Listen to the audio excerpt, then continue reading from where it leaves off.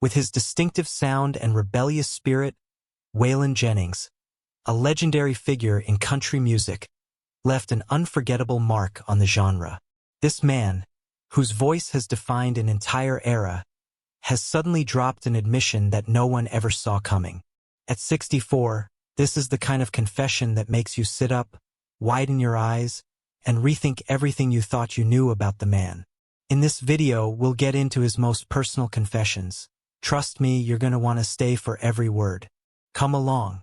The early years from dirt to rising star, Waylon Jennings' story really starts in the wide-open dusty plains of West Texas, a place where the horizon seems endless and the cotton fields stretch out as far as the eye can see.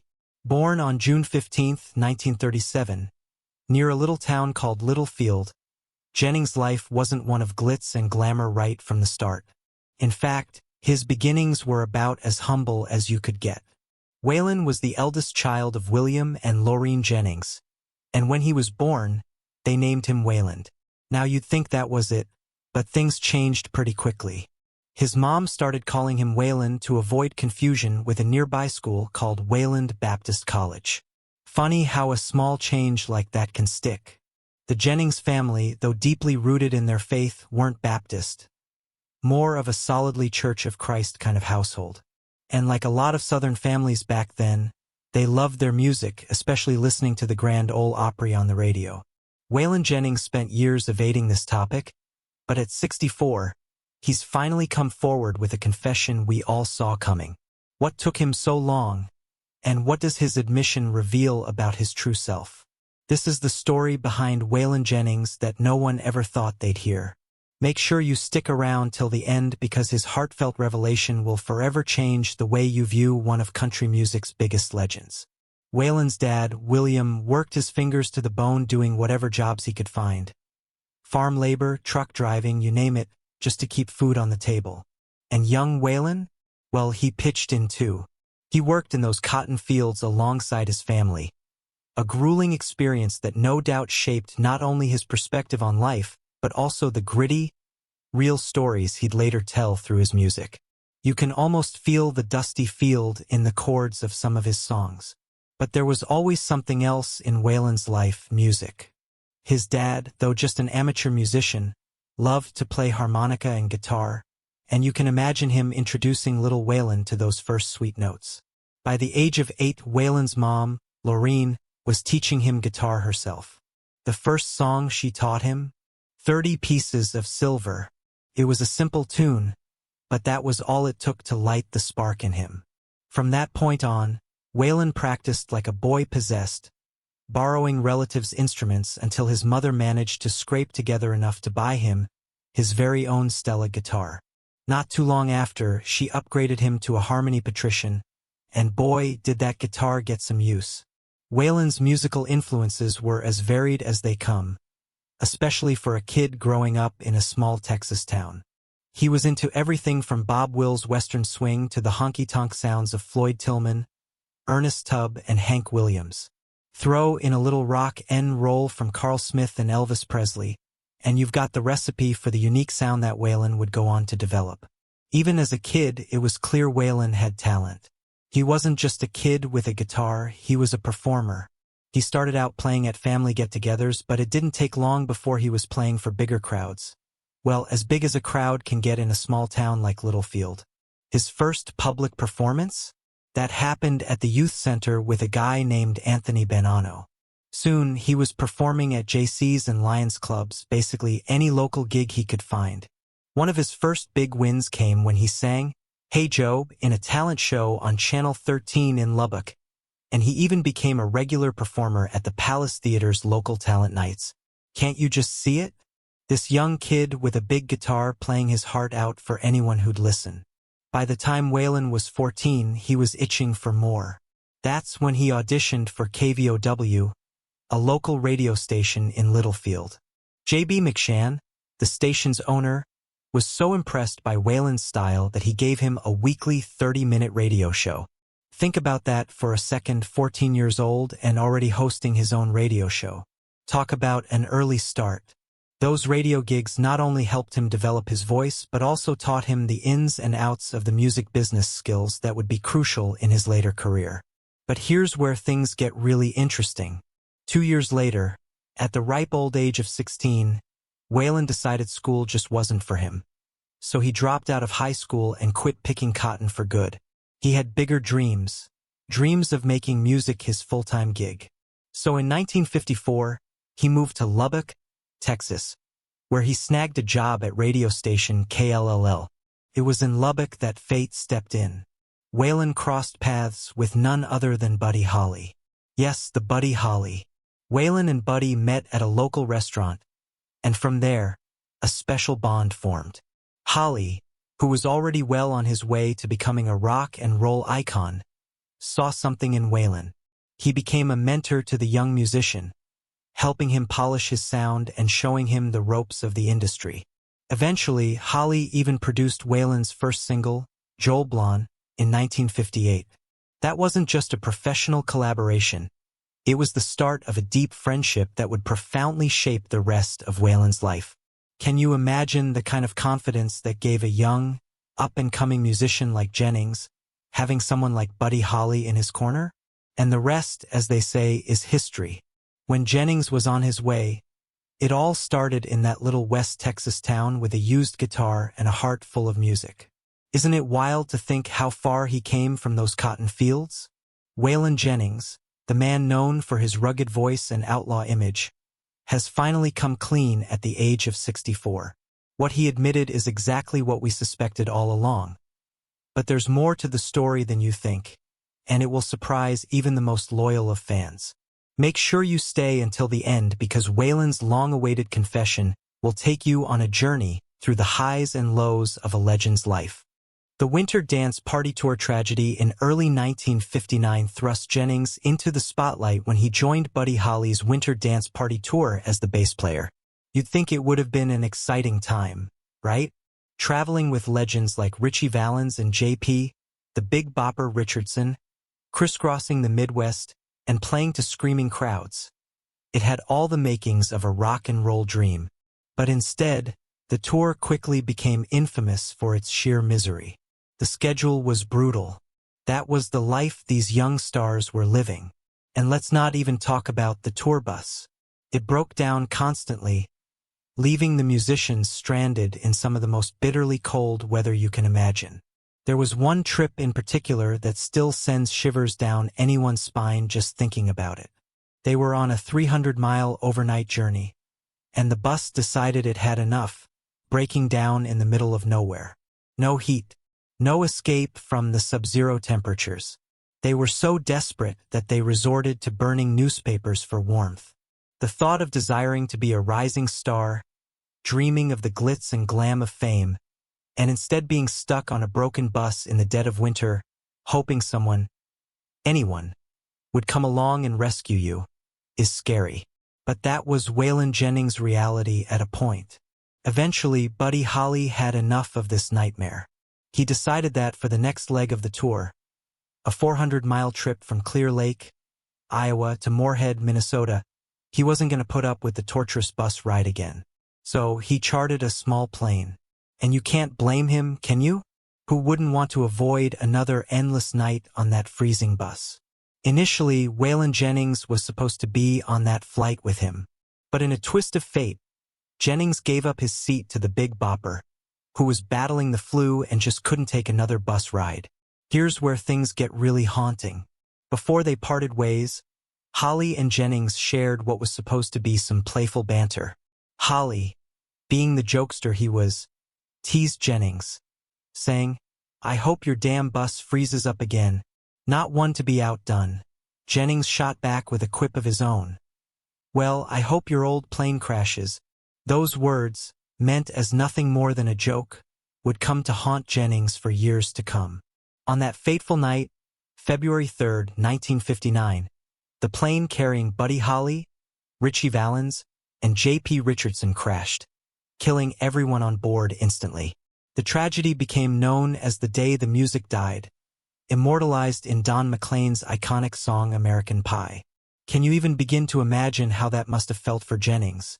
To know that he was supposed to be on that plane but wasn't, and then to remember those chilling last words he exchanged with Holly? For Waylon Jennings, the crash wasn't just a tragic event. It was something that deeply affected him on a personal level.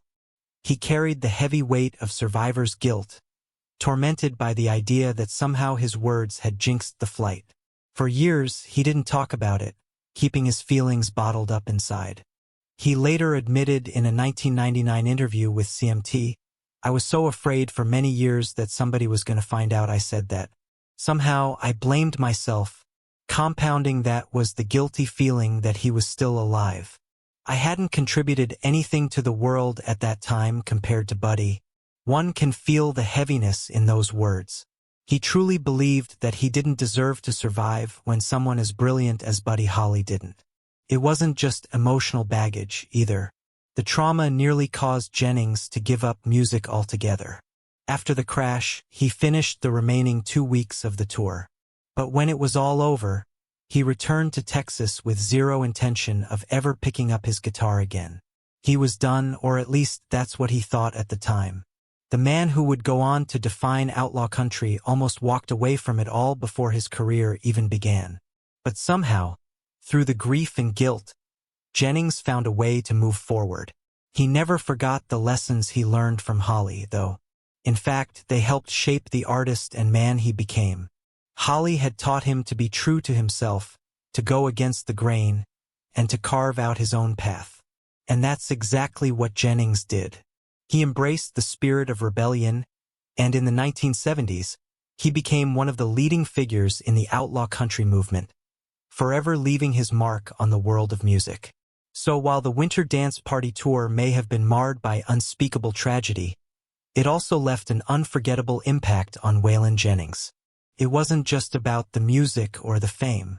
It was about life, loss, and finding the strength to carry on, even when the weight of guilt and sorrow felt unbearable.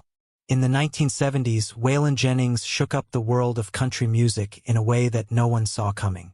Nashville had its own established sound, and if you wanted to make it big, you had to play by their rules. But Jennings, he wasn't having any of it. He found the traditional Nashville scene to be way too controlling, like a cage where creativity was stifled, and artists were just churning out what the bigwigs wanted. That just didn't sit right with him. So what did he do? He led a rebellion. Yep, you heard that right. A full-on revolt against the polished, predictable Nashville sound.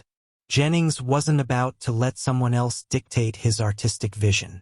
In 1972, after years of frustration, Jennings finally broke free when he renegotiated his contract with RCA. This new deal gave him something precious: full creative control over his music. It was more than a business move, it was a declaration of independence. And it changed the game for country music. Jennings took that freedom and ran with it, creating something raw, authentic, and entirely his own. He changed his sound and his entire vibe. Gone were the shiny, rhinestone-studded suits that made him look like every other country star of the day. Instead, Jennings embraced a more rugged image, complete with long hair and leather jackets. And his music, it was a bold fusion of southern rock and country that didn't just tiptoe around the edge of rebellion. It jumped right in. Fans loved it. Critics loved it. Suddenly, this new outlaw style wasn't just an alternative to mainstream country. It was the future.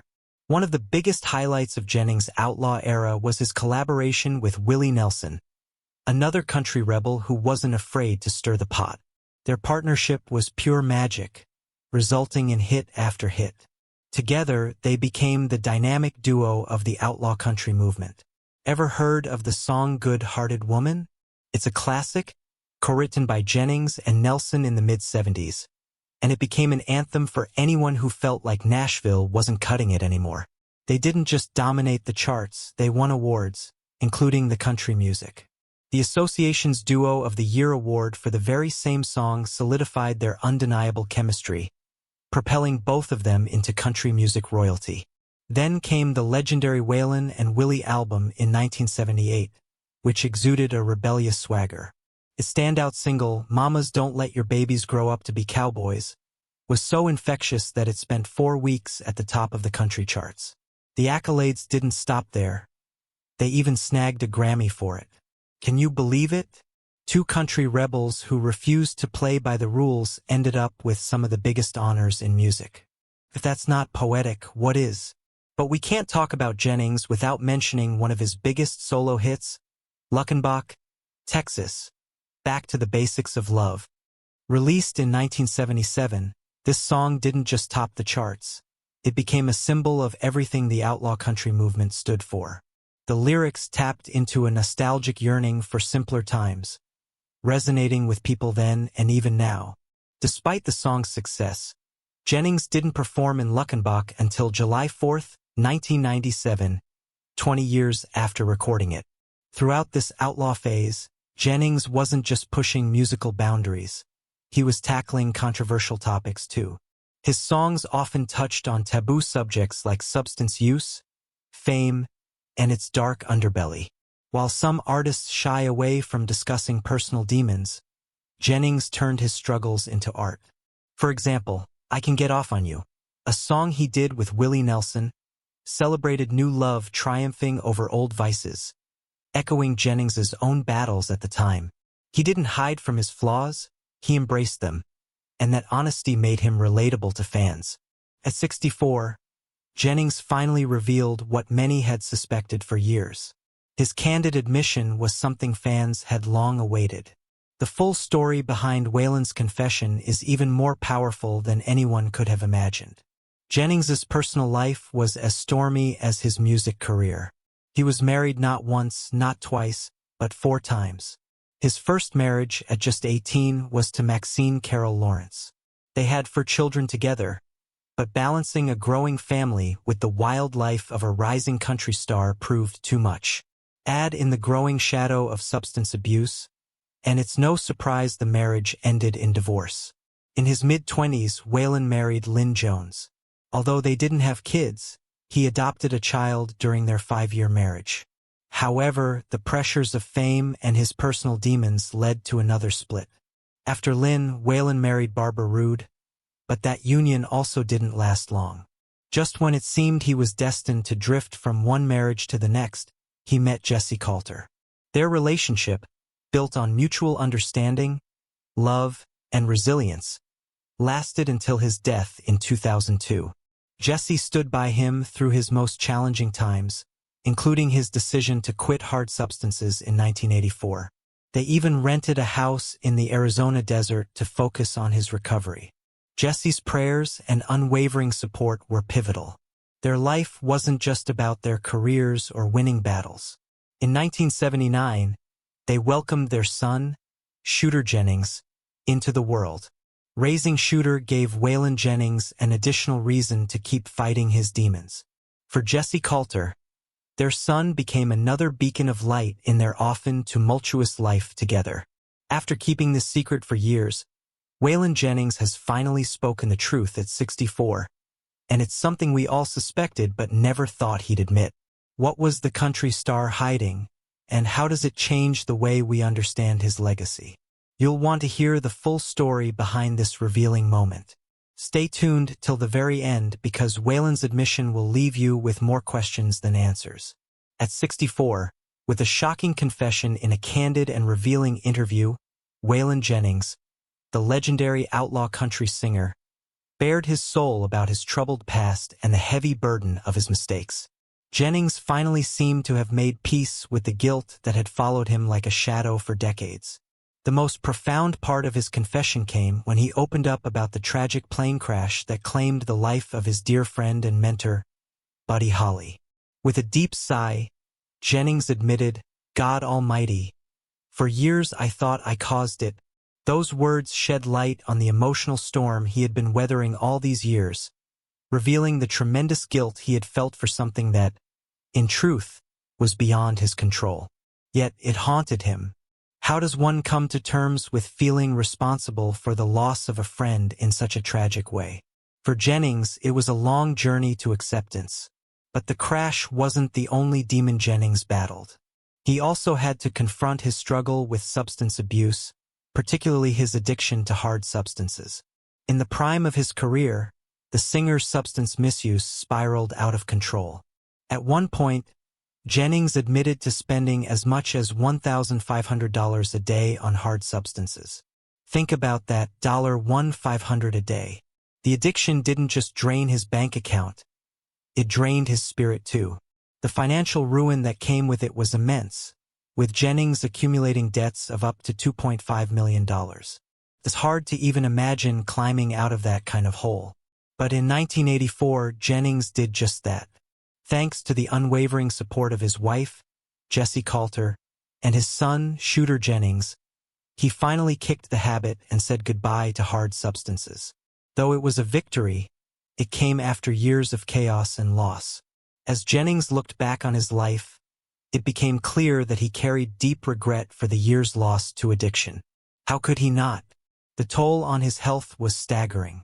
The same man who once ruled the stage with his booming voice and larger-than-life presence was now grappling with the consequences of his past choices.